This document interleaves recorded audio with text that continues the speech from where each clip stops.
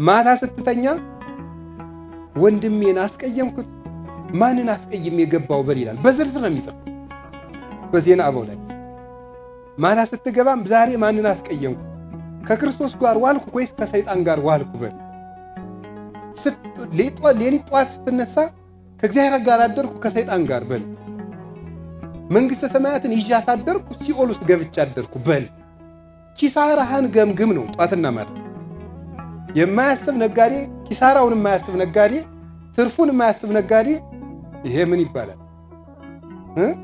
ዘምቶ ተወረስ ይባላል አሉ ብፁዕ አቡነ ኤልሳ በረከታቸው ይድረሰን ባጸደ ነፍስ። ዘምቶ ተወረስም ይባላል። ዘምቶ ተወረስ ማለት ምን ማለት እንደሆነ ኦሆ ልትወው ከጦርነት ጋር እንዳይገናኝብኝ ነገሩ ግን ያለ መጽሐፍ ላይ ነው ልናገረው። ምን ማለት መሰላችሁ? ዘምቶ የሚወረስ ማለት ዘመቻ ሊያስፋፋ ወይም ግዛት ሊያስፋፋ ወደ ሌላ ሀገር ውጊያ የሚሄድ ንጉሥ ሲሄድ ግን በምስራቅ ወደ ምስራቅ ግዛት ሊያስፋፋ ሲሄድ ምሳሌ በምዕራብ ባለው ድንበሩ ምን አላስቀመጠበትም? ጠባቂ አላስቀመጠም።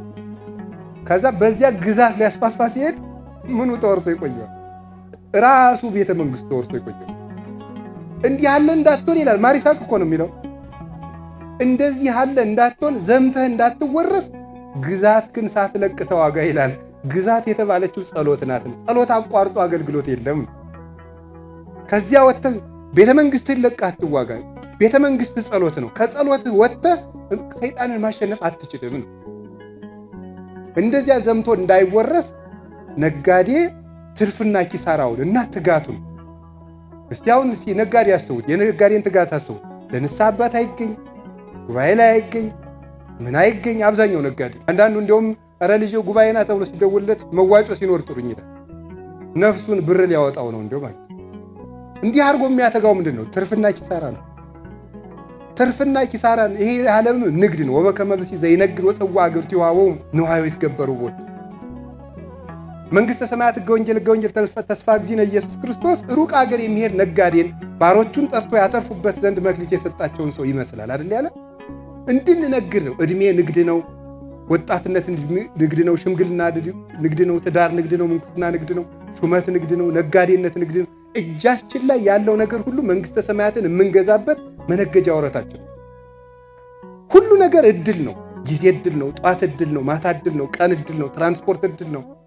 ሁሉ ነገር ክረምት እድል ነው። በጋ እድል ነው። ማጣት እድል ነው። ማግኘት እድል ነው። ካገኘ የመስጠት እድል ሰጥቷል እግዚአብሔር። ካጣህ የማመስገን እድል ሰጥቷል። ሁሉም እድል ነው። እግዚአብሔር በሰጠን ነገር ሁሉ ከተጠቀምንበት መንግሥተ ሰማያት የማንወርስበት አጋጣሚ የለም። ሁሉንም ለመንግሥተ ሰማያት ከተጠቀምንበት ይሄንን ነው።